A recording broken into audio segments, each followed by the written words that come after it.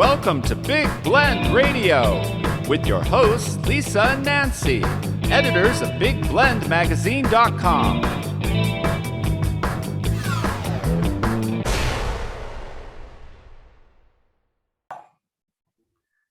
Hey everybody, welcome to Big Blend Radio with Nancy and Lisa. You know, the crazy mother-daughter travel team who publish digital magazines, Big Blend magazines, as we travel full-time on our Love Your Parks tour. You can check it all out at blendradioandtv.com. So as we're traveling, there's a lot of photography that goes in there.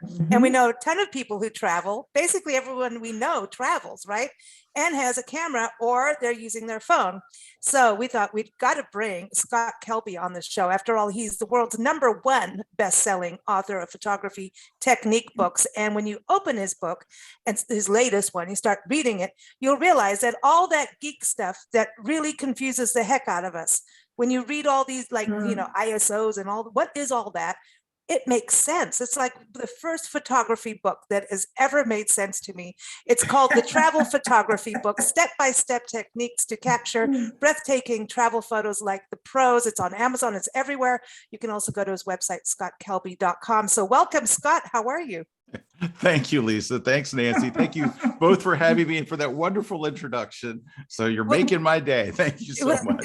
Thank you. This book is, I know you've written so many, how many books over, like, was it 100 or something? It's over 100. Yeah, it's like 106, but I've done it over like 25 years. It wasn't, but still, you just do a few a year for 25 years. After a while, it starts to catch up. In between travel, but I really want to thank you because unless you study photography and go to college and really, or go to a class or something like in depth, all those things, you look at it and there's lighting and it just kind of goes in. I am blonde. Maybe can't tell by the lighting. I need to go and revisit that part of your book. I'm green today. But honestly, it goes in one ear, out, in one eyeball, out the other. It's not working. Oh. So very easy to just grasp and do. And I really appreciate that. Well, thank you. Thanks. I'm not a very technical guy. I'm not, I have friends that are nerds and I call them often for help. So I just talk to you in the book like I talk to a friend. So, which is fun. You push your assistant around down mountains, into traffic. Yeah. All kinds of things. So you make it fun, and it's great because you can get into the book, you can get into what you need at the moment. So if you're planning a trip, I love this because so many people have been itchy to get back to Europe or overseas and, Africa, wherever it is, and they're itchy to do it. But listen, you don't want to just run out there and click and, just click happy. You aren't going to come home with those shots that you really want. And you give us some really good tips on research, which I think is probably one of the most important things before you go. It is. It absolutely essential. And I know this because I've learned it the hard way. I remember going to Sedona, Arizona, which is a very beautiful area. And I thought, oh, well, I get there, I'll just figure out where to go. And I literally came home with nothing. I drove around, I missed sunset, I couldn't find a good spot. I thought it would all be obvious, but it's not. And there's also nothing more heartbreaking than coming home from an amazing place. And then you see all the shots that you should have. I missed that. Oh my gosh, I was right there and I didn't know, that kind of stuff. So the research part up front is really important. And my main resource for research is a website. It's a free website called 500PX. So it's the number 500, 500, then the letters P as in Paul, X as in X-ray.com. So it looks like 500pixels.com, right? So what it is, it's a site of very serious photographers all over the world where they share their favorite shots. So for example, I would go and type in, well, I just came back from Prague. My first trip in 3 years has been driving me crazy. And I led a workshop in Prague that was scheduled for 2020. And we waited all this time to finally go. So myself and 12 photographers got to go to Prague, and it was glorious. Because of that pent up demand, it was better than it probably would have been, but Prague is a wonderful place. But before I go to 500px and I literally just type in the word Prague. And here comes a flood of great photographers sharing their favorite photos of Prague. So that's not my number one place, but my number 2 place is Pinterest. Oh my gosh, Pinterest. So here's how Pinterest is different. 500px is a photographer showing you, here's my favorite shot, right?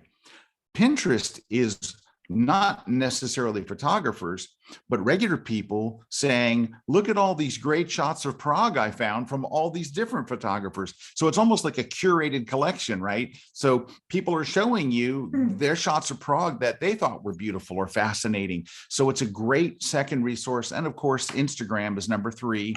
That's where I go third. Is Instagram is a wonderful resource. And so there's where I go for research before the trip. And so when I go on my phone, which I happen to have right here on my phone, on my notes app, I have a list of all the places I want to shoot.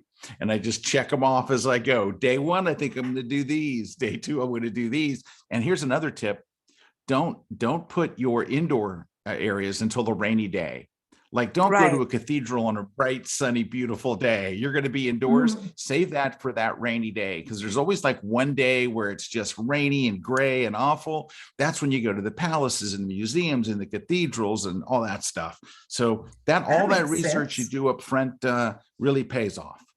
That's really true. We travel, we do all kinds of magazines, from food and cooking to history. And then we've got our parks that we do to document parks and public lands as we travel. And when we get to a region, we, deal with visitor bureaus and everything. I say, we can do the hotels, we can do all that stuff, but we need to go to the park day 1, because we can always do the others, because we learned the hard way. I mean, I remember in Yosemite, all of a sudden it's like, oh, sorry, the road's closed, there's snow. I'm like, what do you mean? It shouldn't be snowing now. Oh yes, Mother Nature said so, which was really cool, actually. So that worked out good. But you do learn, and especially now with climate change, it's changing. You can look at the weather that day, and it's going to change. We're finding that as we go, that it changes up real fast. One thing too you talk about in your book is working with fixers, and also not just a regular tour guide, but photography guides. So that is cool. Like I haven't heard that word for a while, but everybody needs a fixer. Everybody needs a fixer. So I had a fixer in Prague. He's a full-time photo guide who lives there. And the thing about people that live there are 2 things. Number 1, they know all the great places. But number 2 is they have local connections and they can speak the language. So for example, I went to my fixer and I was like, hey, look, I would love to shoot in this library, but they don't let anybody in there. Can you see if you can arrange a private tour? Where we can go, because they have rope and stanchion. You can't go past this door. So you can look into this amazing library, but you can't actually walk in there and take pictures. So everybody gets the exact same picture, because there's only one shot down the library. But the fixer was able to go in, talk to them, convince them to let us in. And we had an hour in the library. And there was actually 2 libraries that are separated by a little hallway, and they look completely different. They look like 2 different libraries in 2 different places. But they're 100, feet from each other. And we were able to spend like an hour in there walking around. And that's what a fixer does. They can negotiate things and do things on your behalf and kind of help you get in places you're not supposed to be. In Rome, we had a fixer that said, of course we said, oh, we want to go to the Vatican and we want to go to the obvious places. And they're like, what if I could get you in a church that's completely white? All the inside is beautiful soaring ceilings and it's gorgeous. And we're like, how do you do that? Well, we show up at the church and there's the priest. Hi, and he opens the door. Welcome. Have a nice time. That's where fixers pull stuff that you just can't get any other way. And so, they speak the language, they know people, they know somebody who knows somebody who knows the priest who has the keys. Next thing you know, you're inside. That's cool. And also having all these places that you've researched through the 500px.com, through Pinterest and Instagram, you can show people images of where you're wanting to go too. If there's a language barrier, or if you're in a really remote place, the fixers may know what you're talking about if you can't really find where it is. There's places where it's like, oh yeah, where was that? I mean, and people won't tell you sometimes on those sites. You're right. But Lisa, that's exactly what I did in Prague. So I found this picture after researching. I actually found it on Instagram, and I saw this one location. I'm like, I'd never seen this particular view of Prague before. I sent it to my fixer and he goes, I know exactly where that was taken and I can take you there. It was a hike, Lisa, that I was not expecting. And I'm not a big hiker, but it was up the side. Oh, boy. It was up the side of a hill. And so we Wow. went in the day, but it's a nighttime shot. But I wanted to go in the day and make sure that it was safe and that, you know, I'm not going to stumble and fall into a pit of snakes or something. So it's good to go in the day and scope out something. And then at, you know, at 10 o'clock at night, you know, we were up there shooting, and it's the shot of the trip. Everybody loved it. And it was because I sent him this picture and said, do you know where it is? Now he knew kind of where it was. He didn't know the exact spot. Another photographer didn't leave a big X on the ground and say, stand here. But he came within 100 yards of it. And then once we were up there, we could look through our camera and go, that's not it. Oh, there it is. And we were so excited when we found the exact spot. That's fun. Wow. You know, So it's just what you said. It's, you know, and I think, you know, a lot of our friends are travel writers. We're all running around, and oftentimes things move so fast for our industry. It's like, you know, a media trip, it's like here, and then everybody jumps on the same photo. So it's almost very competitive, and you have to somehow get a different shot. And what I'm seeing a lot is because you have to travel light, you talk about what to pack. So I want to talk about what is the lightest way you can go as a you know, a blogger, travel writer, or is this somebody that needs to travel light? How light can you go? And do you think it's okay to be using your phone? Like everyone's talking about iPhones are getting better than, you know, like, you know, my Canon, and I'm going, I don't know. I have to still clean the lens, don't I? Well, I absolutely positively think you can do it with a phone. Today's iPhones and the Samsungs, high-end Samsung Android phones are so good. And I use mine constantly. So I used to think of it just as my backup camera. But there are actually things that your phone will do better than your expensive mirrorless or DSLR camera. First off, you always have it with you. It's very, very light. But secondly, there are things that it does like panoramas that are so much easier and better and faster than what you would get with your other camera. You can do video, and that's one thing I've regretted. As a still photographer, I would come home from a trip and I would have 2 little short videos. And I'm like, why don't I shoot more video? And not that I'm necessarily. That's what Nancy yells at me all the time. She's like, get the video. And then if I do, you just hear Nancy go, get the video. Nancy, I'm with you. I am so with you, Nancy, on that. There's so much in the movement, and you can take a video strip and you can snap a still right there. You can stop it on whatever frame you want. You could pull a frame, exactly the frame out of it. And come on. So on this Prague trip, I kept reminding myself to stop and do a video. But I think just the quality of today's phones are so amazing. And especially when we think of what are we going to do with these photos? In reality, we're mostly going to share them on Facebook. We're going to share them on Pinterest and on Instagram and on Twitter. And so how big of a photo do we need? A very, very small photo. Like, in other words, your 12 megapixel iPhone is way more than you need to be able to share. Way, way big. The only thing with phones, from what I've watched people do, is they hold the phone like this, bingo wings, and they move. If they would close up and hold the phone like that, you wouldn't get the blurry photo. It's not the camera. Right, it's the movement of your hands. Yeah. So and that's the only thing. And Nancy, that technique that you just showed is exactly right. Tucking your arms in towards your body, using your body to stabilize and hold the camera steady. I mean, it seems like a really simple thing, but holding the camera steady is a major photography technique. It's critical. And nobody sees your bingo wings. Yeah, we don't need the bingo wings. You know. I've never heard it referred to as bingo. Yeah, well, you know, once you hit over 30, we all kind of get these bingo wings, and I won't show you mine. Everybody else has seen enough of it. But it's true. But when you're, the lighter the camera, to me, the harder it is without a tripod. And so I prefer a heavier camera because I kind of sink into, I don't know, like take a breath and sink into it versus clickety. Yeah, that's hard. Cell phone photography and me are not doing very well. Can I explain bingo wings? Please. Okay, bingo wings comes from lots of elderly people, mostly women, playing bingo. And when they get bingo, they go bingo, and it then keeps moving. That's Ah, where it comes from. aha. So I will keep my arms down for the rest of this. For those Yes, no watching on bingo wings. YouTube, you will not see any bingo wings out of me. That's If I need to, I'll hysterical. just bring a hand up and do something and just bring it right back. like that. No arms, just hands. Just Jazz hands. That's it.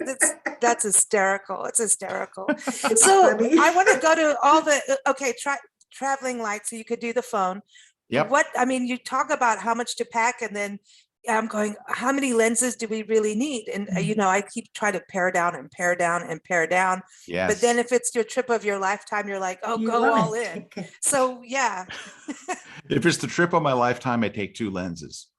If it's not the trip of my lifetime, I take 2 lenses. I just take 2 lenses. I led a workshop to the middle of nowhere, China, to this amazing place that I will never be there again. I still took 2 lenses. What I take is 2 fairly lightweight lenses that cover just a huge range. And when I'm teaching these workshops, I send out these newsletters, and all my newsletters have the same theme.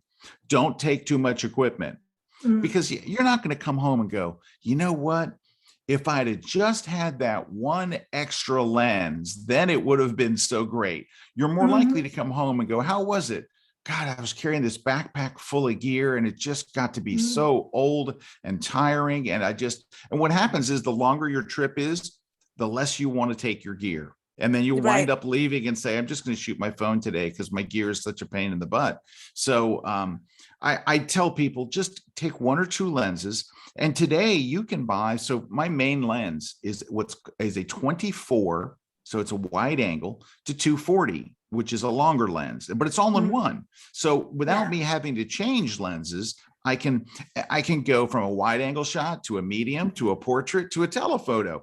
And I could, and I have in many cases, just taken that one lens, no camera bag with me for the day, because I don't need to change lenses. I have a cleaning cloth in my back pocket. I have an extra memory card and a battery in my pocket, in my front pocket of my jeans. And that's it. I carry one lens for the whole day. And because now you guys travel for a living, you travel all the time. It's your job.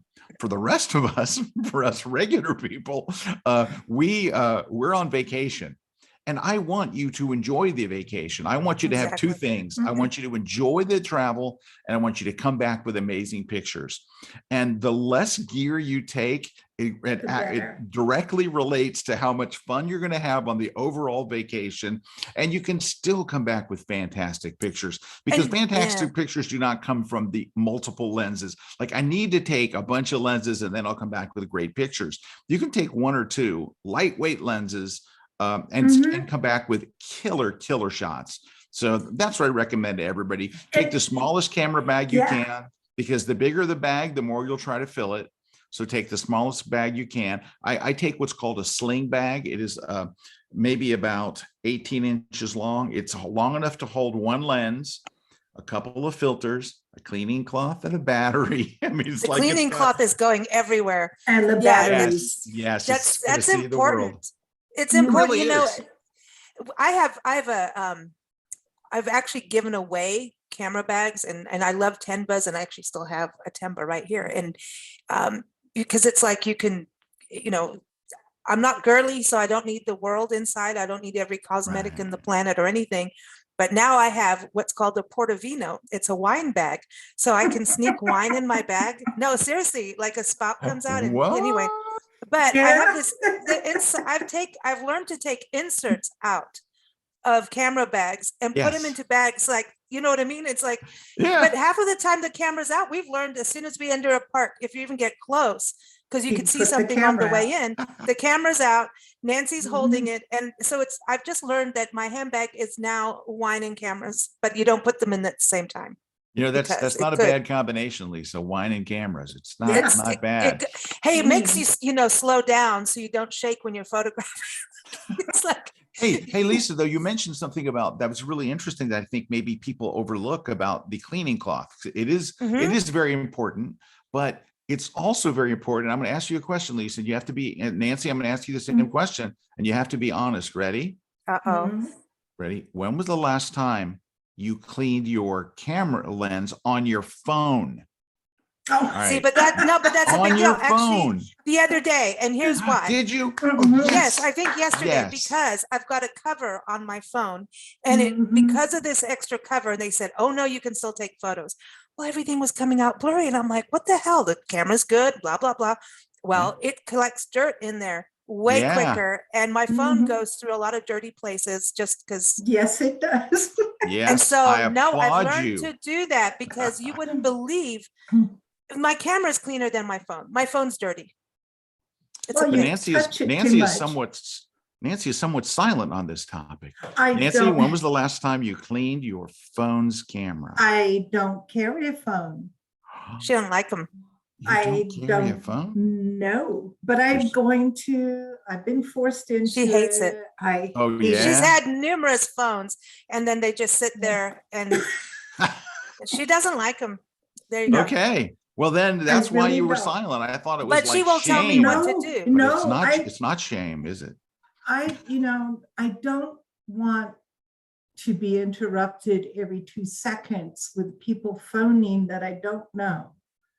You know Yeah, what I I get mean? a lot of that. Yeah, and so it's just like, oh, stop She's it. not a phone person. And I was just going to call you too. That was like the next I thing I know. was going to do, I and this said was We can just over. give I her said every people I Instagram don't know. notification, every it's- notification in the No, planet. it's if you come from India, unless I know you, don't phone me. Okay. Aw, she's And you know tired of- what? I will tell you this, my phone number's gotten out there. I get calls Mhm. every day, and I look at it and I'm thinking, do I need this? Is this my dentist calling to remind me? Oh. Or is this AT&T Direct calling me for the 5,000th time? And I'm like, oh. No. So I know I'm going to have to get one, and Yeah, I know. She just, and then she'll give it to me because she won't do say it. here, because So, and I'll have to answer 2 phones, but unless you can block a whole country. If you can oh just no, block that's all of- not, that's, I want to go into, speaking of India, like I really want to go, and there's a thing about photographing people, and you talk Yes. about that. Even, I mean, we've lived in Africa for many years, and there's a communication that has to be done before you start photographing people like they're in a Yes. zoo, and there's a respect. Yes. And at the beginning, I mean, we were there like in the 70s and early 80s in Kenya, and some cultures thought the camera was stealing their soul. Yes. And so you Yeah. don't just go to town. And so then we come to this country, and we were in Santa Fe, New Mexico, and stupid me became very Americanized, ignorant, dumb tourist, ugly American, and photographed the Native Americans at the governor's palace, the Palace of Governors. And they're selling their wear. And this lady said, like, what are you doing? And I just turned out, I'm like, oh my God. So I deleted them all in front of her. And she's like, oh, you didn't need to, we just need to ask. And I'm like, that, I was told, hey, go do this, but it didn't register. Like, it just was, to this day, I'm still pissed at myself for doing it. And then you ask permission, and they're fine because they want people to promote them. But it was just one of those things of, we forget even in our own country not to do that. Yeah, I know. It's one of the hardest and stickiest things to photograph, because a monument's not going to be upset, right? Yeah. A building's not going to care, but people have feelings, and they should be shown respect. In many times you're in a foreign country and you don't speak the language. So in the book, I talk quite a bit about different strategies to get photos, because you don't really want to come home from a place and all you have is photos of buildings and monuments and bridges, and you don't have any photos of the culture of the people. I mean, that's what makes a place, I think, so interesting. I want to meet the people. I want to talk with the people. There are certain things that I think make travel so enriching. I think the food is one of them, because I love food, but I think it is the architecture. I think it is the culture, and it certainly is the people that live there. Oh, for sure. And so I want to come home with photos of them, but I want to do it in a very respectful way. And I'll give you a couple of strategies that I talk about in the book. One of them is, if you have a tour guide, is to ask the tour guide to ask permission. It's much easier than you, because number one, they're not turning down you. Number two is, I've had great success with that. So let's say that you're on a 2-hour tour and you got a bus driver or whoever's with you taking you around. I remember I was in a taxi, because sometimes you can go to a taxi into town and say, how much for 2 hours, and they'll give you a great rate because they spend a lot of time sitting around waiting for a call to come in. So we were in, I believe it was Corfu, Greece. And we're driving around, and we're driving it through a little tiny village. And there is like literally a blacksmith in there working on some stuff. And I could see the sparks going up. And I asked the taxi driver, hey, can you stop and ask the guy? And so he does. He goes in there, and I see him talking to him. And the guy was like, sure. And I was like, this is amazing. And I got to sit there for 15 minutes while he's working in great light and just beams of light coming in the window. And I was just so tickled to be able to even photograph him. And so anytime that I have like a tour guide with me, or a driver, or somebody like that, I'll ask them to ask, is it okay if we take the picture? And I can tell you, if I've asked 25 times, only one person said, no, not really, but they don't say it to you. They say it to they're not turning you down. They're turning their guide down. But, they'll say, hey, this is a tourist from America, and he found you interesting, and he'd love to take your picture. Would you mind? And most people are from sure to, yeah, they absolutely love it. They love it. Another thing that I will do is a thing that I call smile, shoot, and share. So if you don't have someone with you and you're in a foreign country, for example, I started doing this when I was in India. So I'm walking down the street, and I see this cool looking guy. He just had such character. He had this big beard. He was really neat looking. And I looked over at him, and I smiled, and I held up my camera like, hey, I've got a camera, but I'm smiling. I'm a nice guy. And I kind of nod like, hey, I'm going to take your picture. Okay. And then I took his picture real quick. And then I immediately turned the camera around and slowly walked over to him. I don't want to walk over like I'm running over to him, but I turned the camera around, and I showed him. And I nodded like, hey, pretty good picture. And he looked, and he smiled. He got a big smile. So I don't speak Indian. So I looked at him, and I just nodded again, and I pointed my camera and he's like, sure. And then I took a few more shots, and I shared it with him. Same thing happened to me, even better, while I was waiting for my wife. My wife was shopping, and I'm outside, and there was a group of young schoolboys. They're like, 14 or 15. And I looked at them, and I held up my camera. I smiled, and they literally jumped into a group pose. Like they all with their arms around each other. Oh, that's cool. And I took the shot. And you know how I like to turn the camera around? That's the share part, right? So smile, shoot, and then share. Well, before I could turn the camera around, they all come bolting at me and get behind me and look at my camera. Oh, cool. They laugh, they smile, and they run back and get into the pose again. I take a shot, they go back and pose. I take a shot, they run and look at it, laugh, and go back and repose.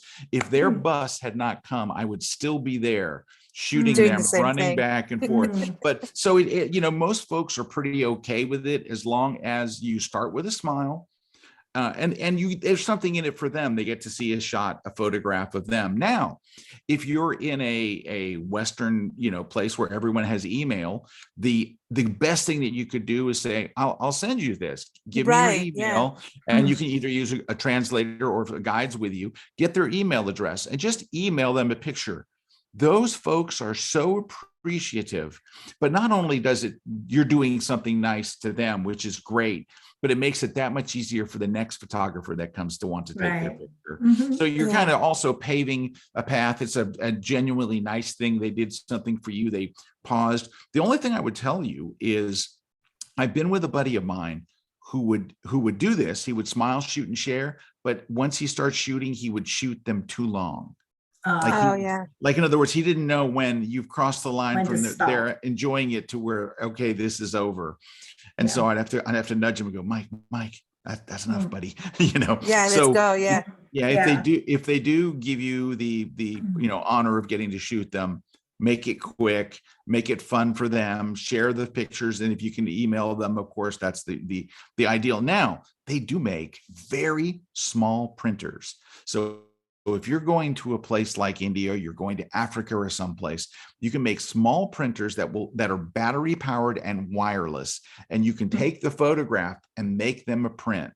If you want to see people lose their minds, they're not very big prints. They're not like you get Polaroids at Walgreens or CVS. But yeah, they're like a Polaroid with the white parts trimmed off. So there's a little bit smaller, but it's probably, Lisa, it probably is the actual size. If you cut out a Polaroid from the big white sheet it comes on, it's probably that size.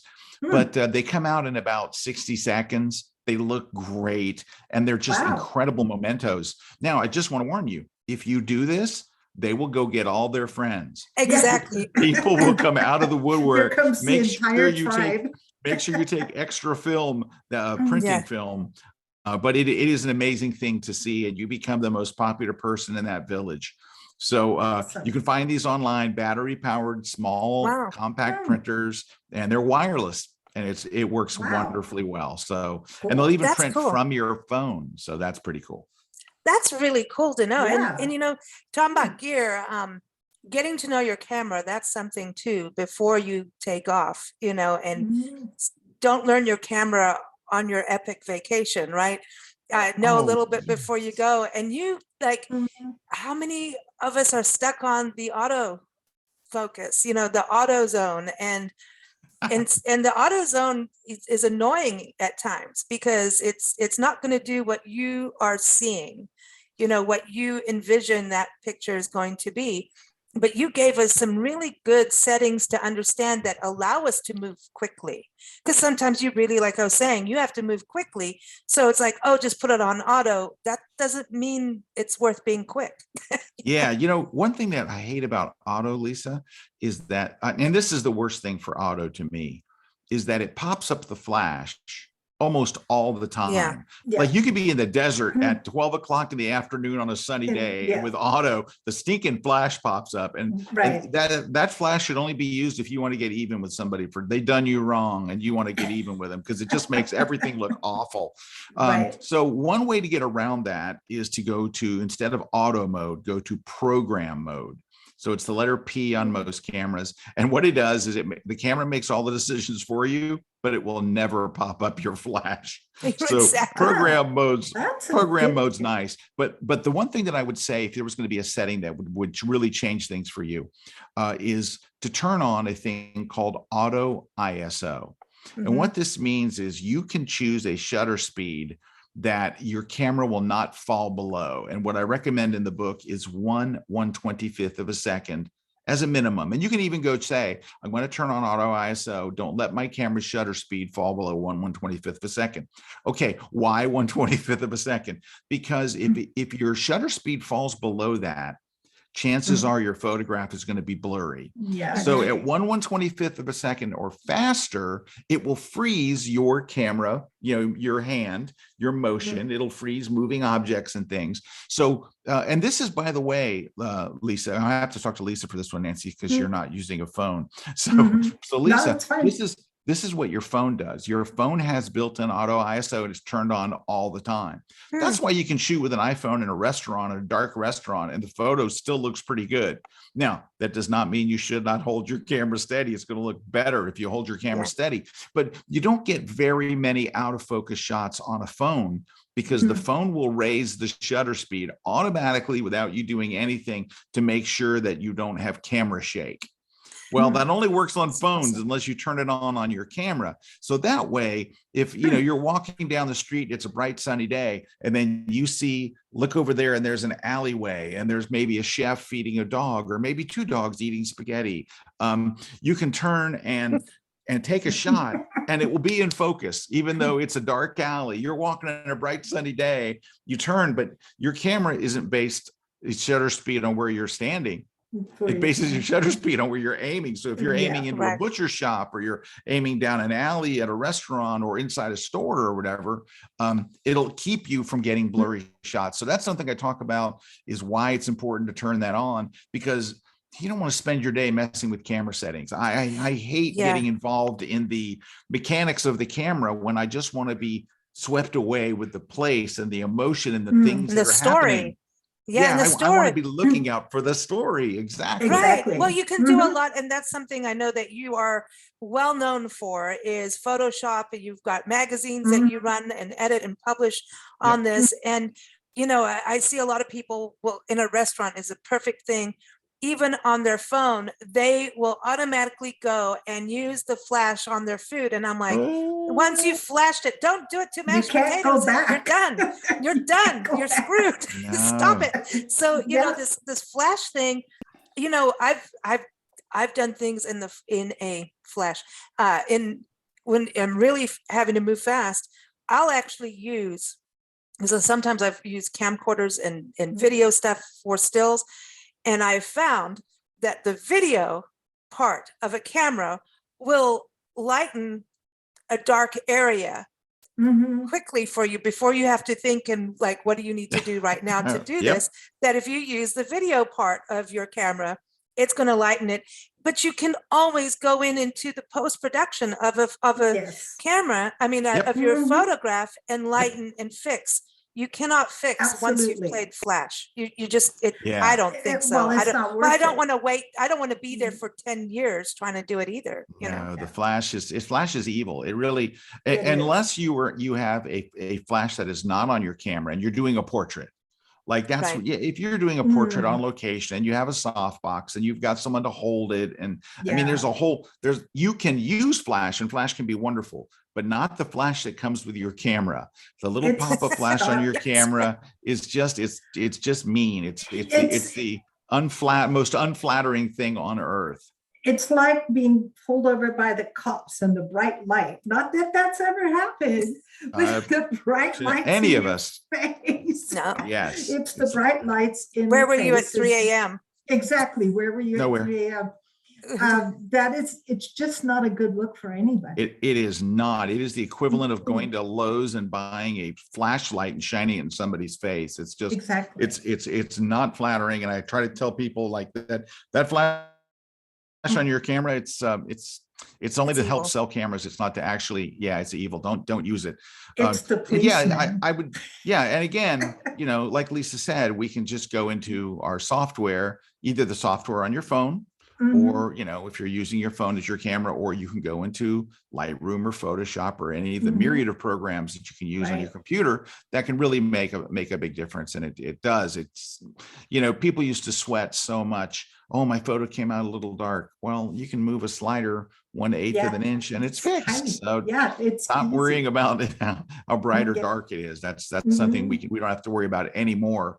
But there's so many, but if you apply a flash, it's Mm. game over. Yeah, You can't unflash it. Yeah. Yeah, that's it. Once you flashed, you Mhm. flashed. Yep. Yep. If you can't put that Everyone's genie gonna back see in the it. bottle. You I can't know, go back. I love it. But this is such an awesome book. And I know that, anybody out there on vacation, just even on, day-to-day basis, this is something you can use, and you really make it easy to follow. If this is the first time Mm. going out there with your phone or your camera, to go and maximize your time and have a good time while you're photographing. It's Mhm. supposed to Yeah. be fun. And then doing the production afterwards should be fun too. You see things when you play with your photos later that you didn't even see maybe when you were Exactly. photographing, if you were in a hurry or, Absolutely. there's always something else. And to always take the shot. Because how many Yes. times do people think, oh, it's too dark, I'm not going to do it? Right. Or it's Just take it. Take I mean, it. It's not like we have to pay for film anymore, which is Right. amazing to me. I mean, the know. years of paying for film and getting really Yeah. bad photos back, and Yeah. Oh yeah. yeah. Nancy, I We don't want- remember every time I'd sit there and when you press the shutter between what the film cost and what it cost to make a print was 22 cents. So Yeah, I used to sit it's there and like go, is this worth another- 22 Yeah, cents? I know, Is this exactly. 22, 20? I took 5 shots, that's $1. Is Oh, this, gosh. Oh my God. See, When we- that's like being in a casino, like a quarter machine. Here it is. And is it going to come out? Yep. Well, Is it gonna, oh I'm my gonna gosh. spin and And So, also yeah. living in flying with your Africa, film was we that- lived in that was Kenya, and living in Kenya, the cost of getting your film developed was way more than 22 cents Wow. a print. Yeah. And you Yowzer. had to send it away, wait for it to come back, hope they got the right envelope back instead. You get somebody else's photos. you know, you either like, oh, you feel bad for the person, then you're like, oh, I kind of like that, you know. Yeah, It was I've a had all of mess. that. I've had every bit of that happen. I've had Yeah. black frames that where nothing came out whatsoever, or two frames that overlapped each other, where half Yeah. of one photo and half of the other on the same print. And I've gotten other people's prints in mine, and you know, Oh, It was a it's fun. mess. So Nancy ended up doing her own dark room, which was fun. Yeah. That was a neat to do that was a- process and learn. Yeah. You know, it's cool. It's Oh. fun. I think Photoshop is so much easier. okay. Photoshop is Oh, it sure easier. is, and there's no chemicals. You know, the Yeah. chemicals are very low. Yeah, that's a good thing. Well, before you go, one last question. Sure. I know you've traveled all over. Where have you not been that you want to go and photograph? Oh gosh. Well, I really want to go to Moscow, but not now. Oh. No, this is not the time. Not right No. now. Probably not going to be. Maybe 30 years ago. I've always wanted to go to Patagonia. Ooh. So Patagonia is on my list, down in Chile. The mountains there and the region, and it's finally kind of easy to get to. I understand it used to be quite a pain, you know, but you had to fly to Santiago and then you take a train or whatever, and now you can fly pretty much right to Patagonia. And just recently, I would say Antarctica is now moved up way up my list. So I haven't gone to Antarctica, and Patagonia. I think those are pretty high up there. I mean, I've been to most of the European cities many times, and so that I'm very, very thankful for. And I've been to Asia, so but yeah, there's still a couple of places that are on my list, and I do have literally a list in my phone of places I want to go. So now I get my last question. I saw in your book, in your forward, that you said skip photographing animals. I knew you were going to go there. I knew it. I know she couldn't get past that. I'm like, why? Okay, What's but Nancy, wrong I with have to qualify it, because just saying don't shoot animals is too broad. So, for example, if you're like in Scotland, right, and you're in the Scottish Highlands, and there's this road full of sheep, and the old man leading the sheep across the road, absolutely, you got to shoot that. If you're in Spain and there's these stallions crossing a lake and the water's flying up, okay. But what happens, Nancy, is what we do is this. We come home with a shot. I want to give you an example. So my buddy and I, Dave, are in these ruins in Bermuda. We're there for a business trip, but we always try to sneak in a day of photography, right? So we're in Bermuda for a business trip, and we're at these ruins, and there's these chickens running around. And so my buddy is like shooting these chickens, and he's laying on the ground, he's photographing them. And I'm like, hey, Dave, you forgot when you get back, and you have 76 shots of chickens, you're going to look at this and go, what was I doing? I'm in these amazing ruins and I'm shooting chickens, but we'll often, like, we take a donkey ride and you get a shot of a donkey. You're going to get home and go, I'm not showing anybody this shot. Now, it doesn't mean that it's bad to take a shot just for your memories. So that would be a phone shot where I go, oh, here's the donkey we took up the side of the mountain to get to the village. But what'll happen is I see photographers spending a lot of time shooting goats and stuff. They happen to drive by on the road, and I'm thinking they're going to get home, they're going to have 60 shots of goats, and they're going to go, there's just not a good shot of goats. You know, it's like we wind up shooting a lot of animals. Now, I don't mean if you see a super cute puppy, yeah, you shoot the puppy, or a really adorable kitten, or again, if you're in Africa, of course, you're there to photograph the animals. Exactly. But we don't usually come home with shots of giraffes, Nancy. We come home with shots of goats, ugly goats, or chickens. Oh, come on, no goat yoga for you. I think I have over 50,000 slides of African animals. Okay, but that's different, Nancy. Yeah. That's why you go on safari. Like, no. That's why I told you. I qualify that in the book. Okay, good. But it is that's also photographing animals on safari it's a night and day different practice than photographing landscapes, because you actually have to know animals. You know, like we know animals really, really well because we've studied them and watched them, and we know if he's going to move this way, he's going to do this next. So get ready with your camera for the second over there movement. Right. That's a whole art. It is a whole and different thing. it's a different thing. So so Okay. I did talk about that in the book in the context of don't shoot chickens and goats, but of course shoot That's zebras funny. and elephants and wildebeest. So I mean, you mean when you're in Rome, you're not photographing all the Chickens and pigeons? goats. You know, it's all the pigeons. right? Yeah. Oh, Do gosh, not take a bunch of pigeons. pictures of pigeons because you're going to get home and you're going to go, why do I mean, no one really shows the shots of the goats and the pigeons. So don't Is waste there your a time when you could be cathedral? shooting something wonderful. Yeah. Is there a cathedral without pigeons? Is there such a thing? No, they are drawn to them because they have Yeah. the best places to land and sit. It's Yeah. so funny. Yeah. I'm like, how do Cathedrals you were not made shoot them? for it. I know it's It's like crazy. pigeon houses. I know. So everyone, It is. everyone, go to Scott's website, Scott-Kelby.com. That's Kelby, Scott-Kelby.com. Go get the book. You're going to want Yes. to read this, take it on the plane, read it before you go because of the research, right? Get your photo settings down. Yep. Go get it. It's the travel photo. Not just the travel photography book, the travel photography book. Step-by-step Thank you. techniques to capture breathtaking travel photos like the pros on Amazon, all those places that you get books, go get it. And we also want to thank the International Food, Wine, Travel Writers Association for sponsoring today's show. You can go to their website, ifwtwa.org, and keep up with us at bigblendradio.com. Thank you so much for joining us, Scott. It's been such a pleasure. Thank you, Nancy, Lisa. Thank you very much. That was a lot of fun. I love talking about two things that I love, travel and photography. So thank you for the opportunity. Cool. Thank you.